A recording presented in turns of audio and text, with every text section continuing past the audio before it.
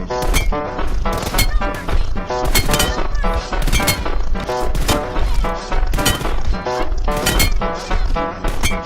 dostlar, Teknosir kanalına hoş geldiniz. YouTube'da hamı size ban riski olan proqramlar veya faillər yüklədir. Amma onlar oyuna girəndə sıfırlanır. Dünən video paylaşmamışdım. Bugün bu özel video ile karşınızdayım. Bu videoda size yakın mesafede eğimi avtomatik kəlləyə kilitləyən 2 gizli daxili tənzimləməni göstərəcəm. Hazırsınızsa keçək videoya. İlk öncə buradan ayarlara daxil oluruq, ayarlardan kontrollərə gəlirik, geçmiş kontrollərə basıb aşağı yenirik.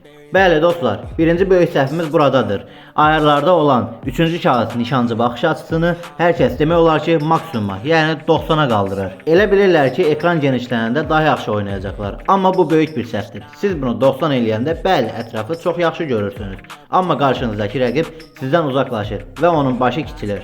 Yaxın məsafə döyüşündə güllələriniz kəlləyə yox, bədənə gedir. İndi hər birimiz bunu 80 və yaxud da ki 85 eləyirik. Rəqib ekranda daha böyük görünəcək və nişangahınız birbaşa onun başına kilitlənəcək. Keçək ikinci və peşəkar sirrimizə. Buradan aşağı yenirik, yardımcı özelliklər var. Burada nişan yardımı var. Bu ayar oyun tərəfindən gülləni avtomatik rəqibin bədəninə, yəni gövdəsinə çəkmək üçün proqramlaşdırıb. Yəni siz başa hədəf alsanız da oyun onu aşağı çəkir, heç şat atmağa qoymur. İndi sizə bir taktika verirəm. Gündəlik oyuna girməmişdən əvvəl bu nişan yardımını bağlayırıq. Bağlayandan sonra 1-2 dənə TDM maçı oynayın. İlk başta çətin olacaq, amma əliniz nişangahı birbaşa rəqibin başına qaldırmağa öyrəşəcək. Bunu edəndən sonra klassik maça girəndə aim assisti təkrardan açsanız silahınızın ancaq headshot qaçırdığını görəcəksiniz. Dostlar, bu iki ayarı dərhal sınaqdan keçirin və hansı telefonda yoxladınızsa nəticəni mütləq rəylərdə mənə yazın. Kanalımızın böyüməsi və belə real faydalı videoların davamı üçün videonu bəyənməyi, kanala abunə olmağı və bildirişləri açmağı unutmayın. Özünüzə yaxşı baxın.